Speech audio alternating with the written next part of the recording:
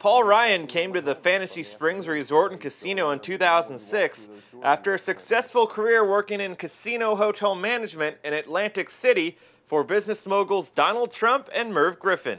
Since taking over as the general manager for Fantasy Springs, Ryan has used his extensive knowledge in gaming and entertainment to not only expand the resort and casino, but also bring some of music's biggest names to the Coachella Valley. Ryan sat down with the Press Enterprise to discuss his experiences in gaming and entertainment, as well as his opinion on the future of the industry.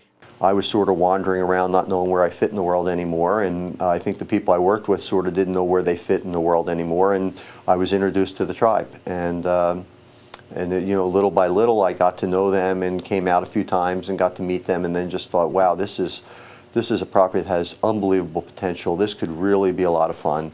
And I wound up accepting a position here and going back to Atlantic City and quitting, and haven't looked back. It's been great, absolutely great. What's the biggest difference between the industry out here and the industry back there?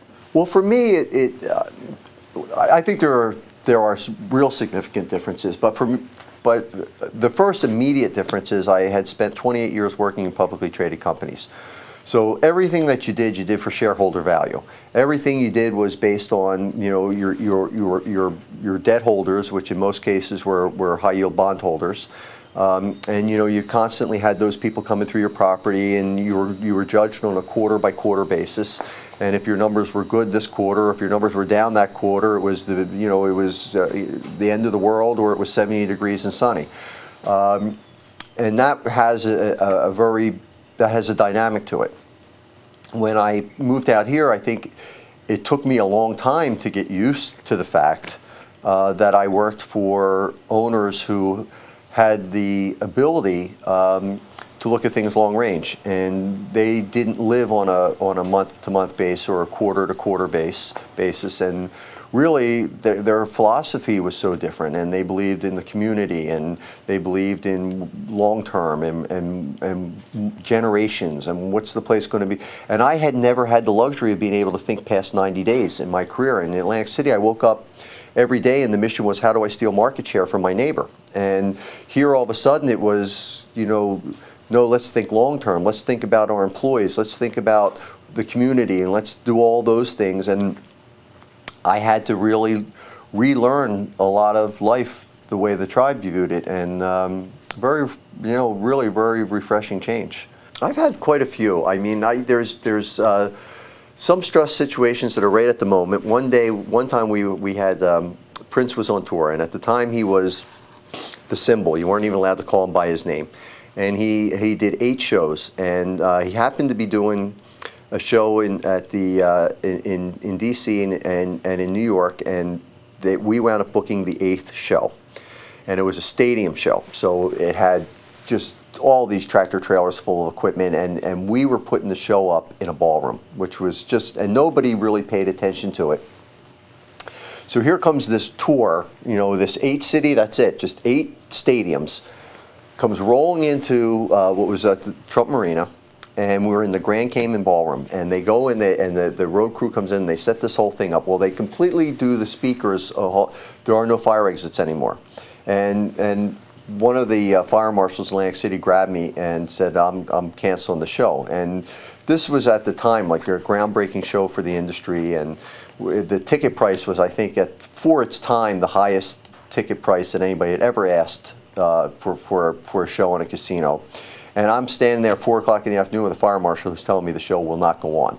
So I've had those kind of stress, which is the show's going to go on, and we better figure out a way to do it. And then there's the other stress, which is really, I think, the day in and day out stress of paying your bills in different economic cycles, and being sure that the revenues and the expenses, and that you're managing the business in such a way that that the business is financially healthy. And a lot of times I think that's more stressful than any of the operational stuff. And there are plenty of days where, you know, you go home and, I have certain debt things that I have to hit, and I have certain payroll obligations, and I have accounts payable obligations, and you really worry about all those things, and they're the things I think more than anything that cause you to lose sleep. The biggest one is probably internet gaming, and you know, the industry. Most of the industry, it seems to me, has embraced internet gaming. Not all of it, but most of it has. You know, I have opinions as an executive who has made a living in this business, and I have opinions as, you know, John Q. citizen, and they're not necessarily aligned.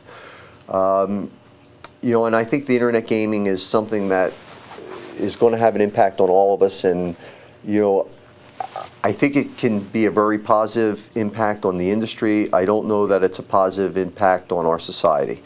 I've always been proud of the fact that when somebody comes to a gaming property, like people, especially when they're early days of this, oh, you work in gambling, and you said, well, I don't really work in gambling. I mean, we offer gambling, but we really offer more than anything entertainment. And I think my generation of casino management has really tried to grow that more than anything, so that when you come here, I think what we sell is we sell an escape from day-to-day life. We sell recreation. We sell entertainment. You know, you can come see the comedy club. You can come see a show. We have great restaurants. We have gaming, and we have responsible gaming, very regulated and very responsible. So I've always been proud of that, and I think that, you know, it's sort of what has changed in gaming over the last 40, 50 years, and proud of that.